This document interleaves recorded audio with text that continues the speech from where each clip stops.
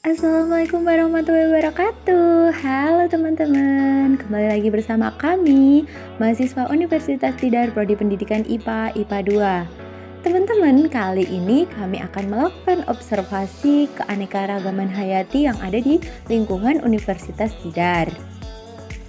Kami yang beranggotakan Muhammad Ardi Armirul, Ika Agustina, Adela Novita Zahra, Halimatus Sa'diyah, Hana Fatimah, Felita Rahma Gisela, Disa Wahyu Purnama, Muhammad Nurrohman, Muhammad Arif Budianto, dan Zulfa Khairunisa. Nah, teman-teman, pasti kalian penasaran kan apa aja nih keanekaragaman hayati yang ada di lingkungan Universitas Tidar?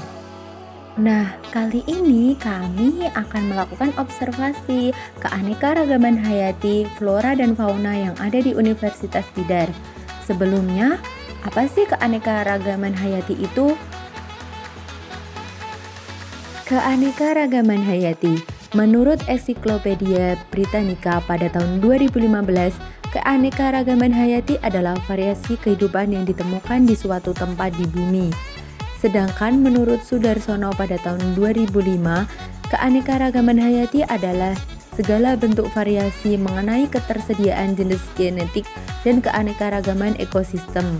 Sedangkan menurut Ani Mardiastuti pada tahun 1999, keanekaragaman hayati adalah kelimpahan variasi dari berbagai jenis sumber daya alam hayati, baik dari tumbuhan dan hewan. Nah, secara garis besar, keanekaragaman hayati atau KHT adalah istilah yang dipergunakan untuk menyebutkan berbagai jenis makhluk hidup yang ada tinggal di bumi. Jenis tersebut dibagi atas beberapa, yaitu gen, ekosistem, sehingga melahirkan bentuk dan rupa beserta ciri khas yang berbeda. Keanekaragaman hayati menggambarkan bermacam-macam makhluk hidup. Keanekaragaman dari makhluk hidup dapat terdiri karena adanya perbedaan warna, ukuran, bentuk, jumlah, tekstur, penampilan, dan sifat. Nah, apa aja sih keanekaragaman hayati, flora dan fauna yang ada di Universitas Tidar? Nah, setelah kami melakukan observasi, kami mendapatkan jenis-jenis keanekaragaman hayati yang ada di Universitas Tidar berupa flora dan fauna, di mana flora kami mendapatkan bunga asoka, pohon pinang, bunga bougainville, pohon cemara, dan bunga anggrek. Selain itu, kami juga mendapatkan jenis keanekaragaman hayati berupa fauna, yaitu ikan koi, ikan badut, kupu-kupu, semut hitam, dan laba-laba. Sebenarnya di Universitas Tidar masih banyak beragam jenis keanekaragaman hayatinya. Ini hanya beberapa contoh atau sampel yang kami gunakan. Pasti kalian penasaran bagaimana ciri-cirinya, apa nama latinnya, bagaimana perkembangbiakannya. So, kalian wajib simak videonya sampai habis ya. Pohon asoka atau yang punya nama latin Seredica indica adalah pohon yang mana bunganya tumbuh pada cabang-cabang besar. Bunganya tumbuh secara bergerombol dan berderet dengan benang sari yang mencuat keluar seperti kembang api. Untuk status konservasinya yaitu rentan Encyclopedia of Life dan klasifikasinya lebih tinggi yaitu Saraka. Adapun tingkat taksonnya yaitu spesies, bangsanya yaitu Detariae, divisi Magnolipita dan famili Fabaceae.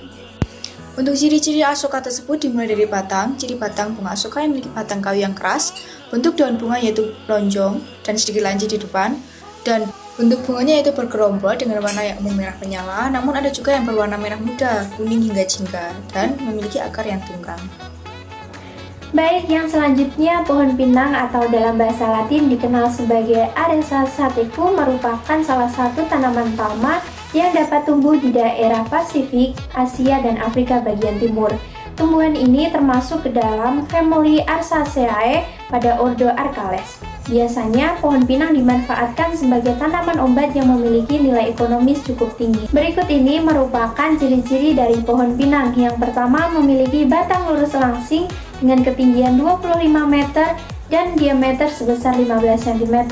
Kemudian memiliki pelepah daun yang berbentuk tabung dengan panjang 80 cm termasuk ke dalam jenis tanaman monokotil atau berbiji tunggal dan memiliki buah yang berbentuk bulat telur, memanjang, terbalik, dan berwarna merah. Pohon cemara atau yang mempunyai nama latin Casuarinacea merupakan tumbuhan hijau abadi yang sepintas disangka sebagai tusam karena rantingnya yang beruas pada dahan besar kelihatannya seperti jarum dan buahnya mirip runcung kecil. Namun kenyataannya pohon ini bukan termasuk Gymnospermae sehingga mempunyai bunga baik jantan maupun betina. Bunga betinanya tampak seperti bekas rambut, kecil, dan kemerah-merahan. Ciri-ciri pohon cemara antara lain yaitu bentuk pohonnya kerucut dan tingginya dapat mencapai 20-30 meter. Daunnya berbentuk ramping dan ujungnya runcing. Warna daun cemara biasanya berwarna hijau gelap, tetapi ada sebagian spesies yang memiliki warna hijau terang. Cemara muda mempunyai tekstur kulit kayu yang halus dan berwarna coklat kehijauan dan belum mengalami keretakan. Cemara yang mulai dewasa memiliki kulit yang tebal, memiliki warna coklat gelap disertai retakan. Tanaman cemara tidak menghasilkan buah, namun pinekon atau disebut runjung cemara. Runjung cemara merupakan pucuk berbiji dan menjadi organ reproduksi untuk berkembang biak. Bougainville. Bougainville merupakan tanaman hias yang sangat populer di Indonesia. Bunga bougainville juga sering disebut sebagai bunga kertas. Bunga ini mempunyai nama ilmiah yaitu bougainvillea. Dan terdapat beberapa ciri-ciri pada bunga bougainville. Di antaranya, bunga bougainville memiliki ciri khusus di mana terdapat batang yang keras dan berduri tajam, serta bercabang-cabang. Bunga bougainville ini memiliki tinggi kurang lebih 5 hingga 15 meter. Nah, sedangkan daunnya merupakan daun tunggal yang bertangkai dan duduk berhadapan serta memiliki bentuk daun yang bulat dan ada juga yang berbentuk elips dengan ujung daun yang runcing dengan sisi yang sama. Panjang daunnya sekitar 4-10 cm dan lebarnya sekitar 2-6 cm. Bunganya memiliki bentuk yang kecil dan memiliki 3 kelopak dan di setiap satu bunga ini pasti memiliki daun pelindung dengan ukuran yang sangat besar. Bunga ini sangat tipis, maka tak heran jika sering disebut-sebut sebagai bunga kertas. Biasanya bunga bougainville ini akan menggugurkan daun-daunnya ketika sedang berbunga. Dengan begitu, kita bisa melihat bunganya saja dan dilengkapi dengan daun pelindung. Bunga ini memiliki banyak warna sesuai dengan jenisnya. Ada yang berwarna merah, merah muda, kuning, dan ada juga yang berwarna putih.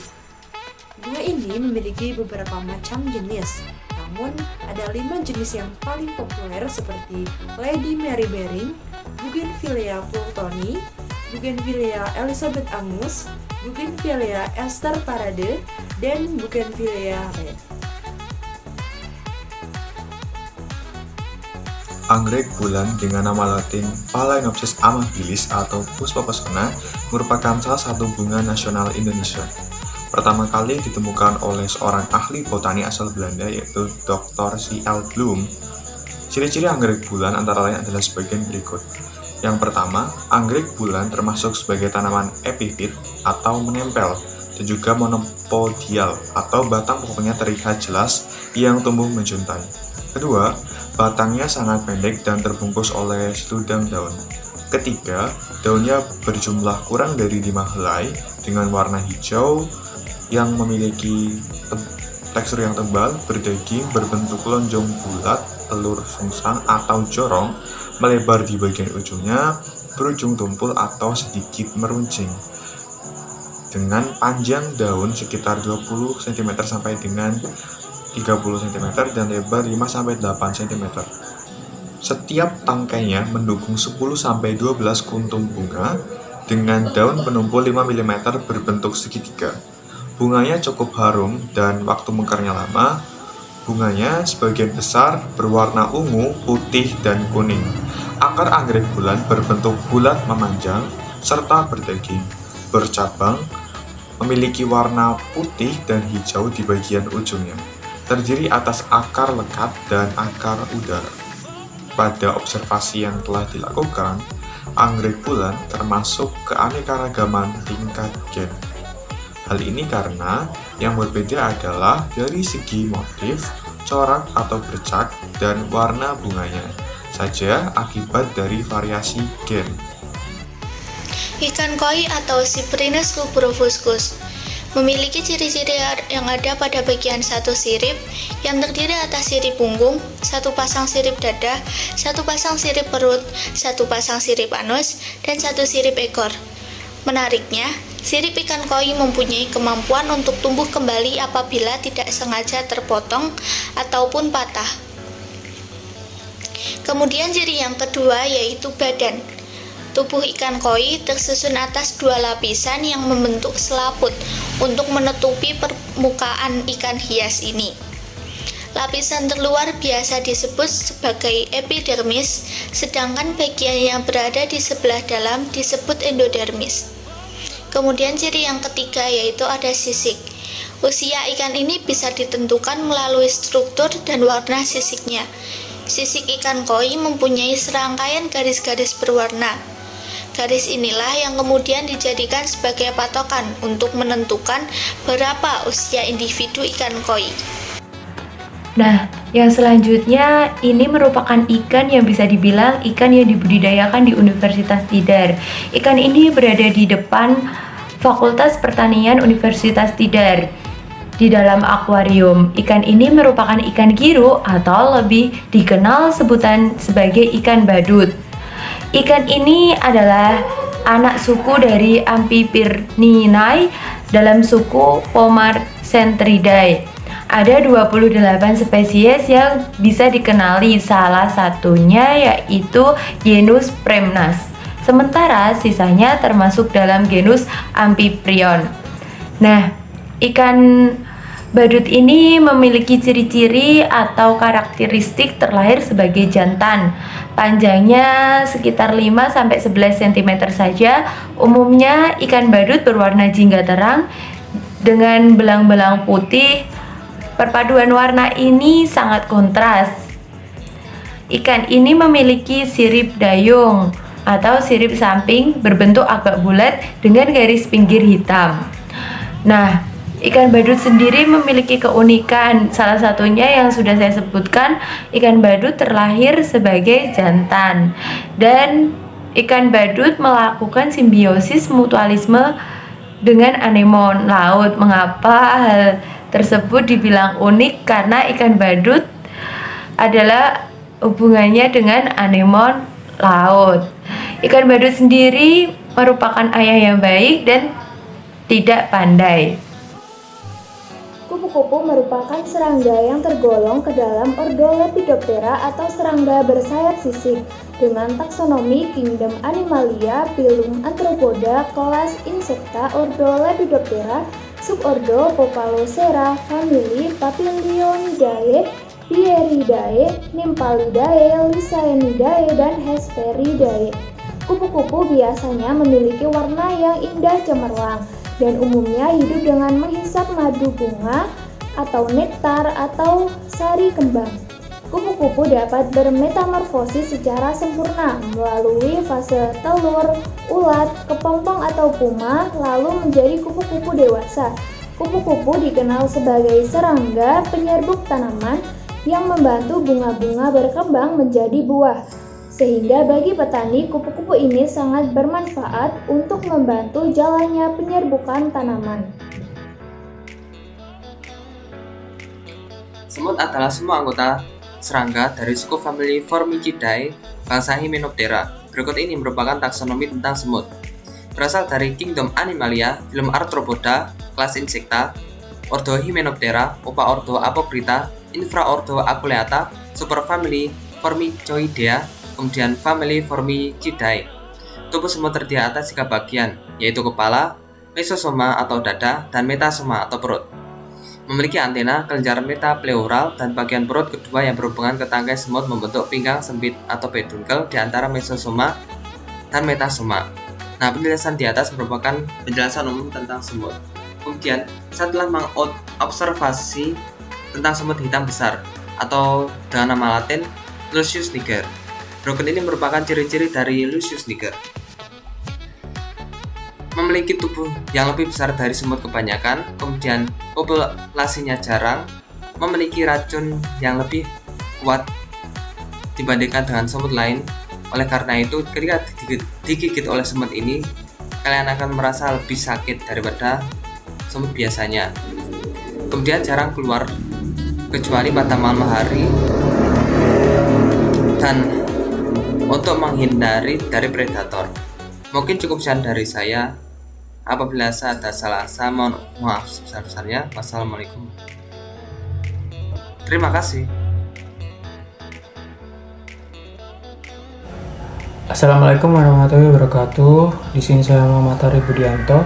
Saya ingin menjelaskan terkait dengan hasil observasi mata kuliah biodiversitas yang telah saya lakukan di lingkungan sekitar kampus.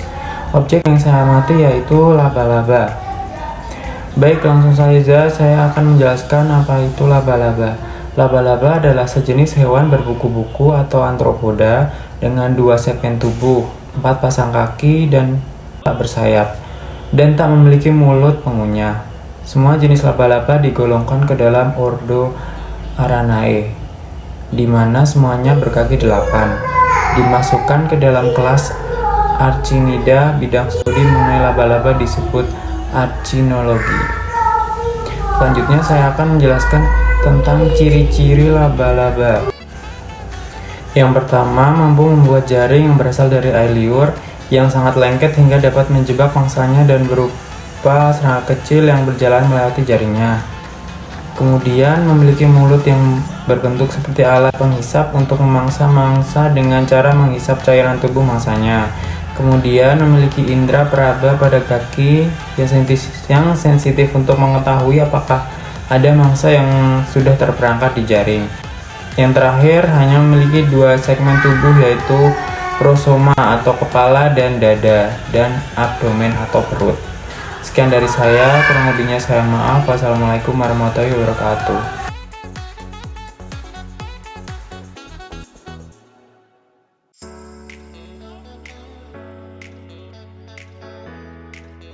Nah, teman-teman, itu tadi merupakan keanekaragaman hayati hasil observasi kita di Universitas Tidar.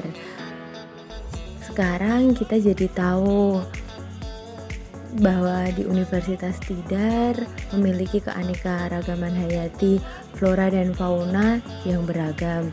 Kita pun juga tahu bagaimana ciri-cirinya, perkembangbiakan, nama latin, dan lain sebagainya. Sekian yang bisa kami sampaikan, kurang lebihnya mohon maaf. Wassalamualaikum warahmatullahi wabarakatuh.